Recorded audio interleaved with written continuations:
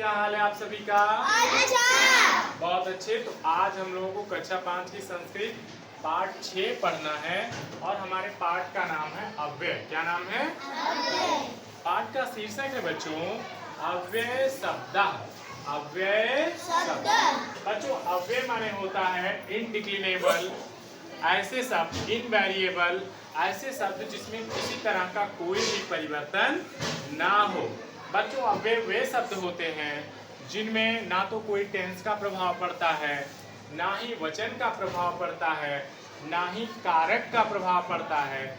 ऐसे शब्द बच्चों आप परिवर्तनीय रहते हैं, उसमें कोई भी परिवर्तन नहीं होता है। इस पाठ में रमा और विजय दो पात्र हैं और उनके माध्यम से अव्यय शब्दों पर चर्चा की गई है और जितने अव्यय शब्द आए हैं उनको डार्क करके आपको बताया गया है कि ये अव्यय शब्द हैं। तो आइए पाठ को पढ़ा जाए बच्चों। रमा बोल रही है, भो विजया सुरेशा कुत्रस्तु। हे विजय, सुरेश कहाँ है? अब इसमें बच्चों जो पुत्र शब्द आया है, कहाँ शब्द, ये कहाँ शब्द ही वास्तव में क्या है? अव्यय है। कहाँ शब्द ही अव्यय है। कहाँ चाहे एक वचन कर्ता के साथ है, चाहे बहुवचन कर्ता के साथ है। कहाँ चाहे वर्तमान काल की वाक्य में आए, चाहे भूतकाल की वाक्य में आए, कहाँ शब्द हमेशा कहाँ ही लिखा जाएगा। बात समझ में आ रहा है बच्चों?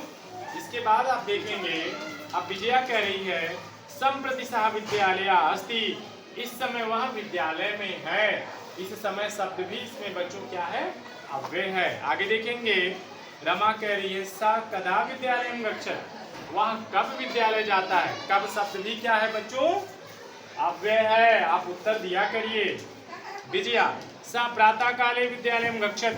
वह प्रातः काल विद्यालय जाता है। तो प्रातः काल शब्द भी बच्चों क्या है? अव्यय। बहुत अच्छे।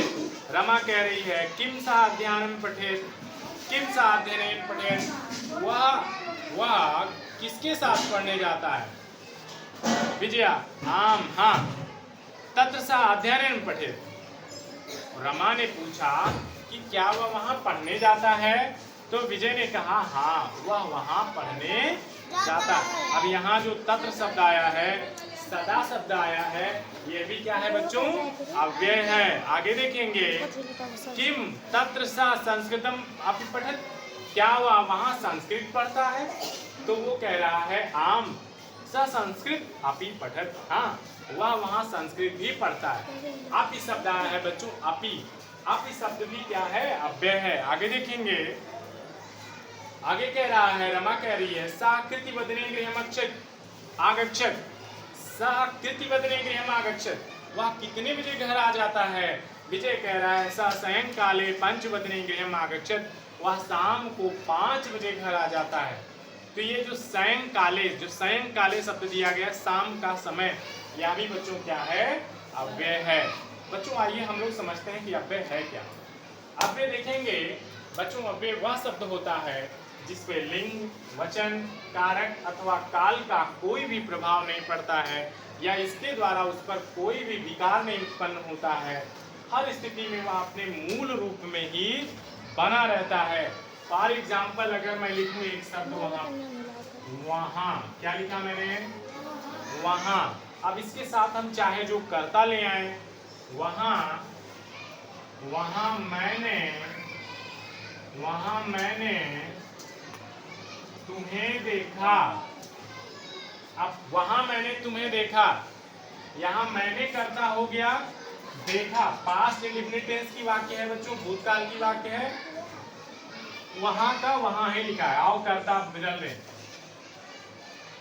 वहां हमने तुम्हें देखा। अब देखो कर्ता बदल लिया तब भी वहां में कोई परिवर्तन हुआ क्या? नहीं हुआ। अब और टेंस बदल देते हैं, वहां हमने तुम्हें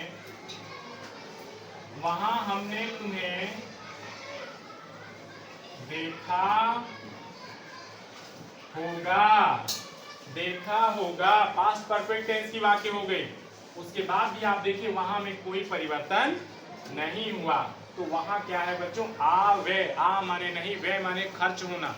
ऐसा शब्द जो किसी भी तरह से कटे ना, बटे ना, उसका रूप ना बदले, ऐसे शब्दों को बच्चों हम क्या कहते हैं?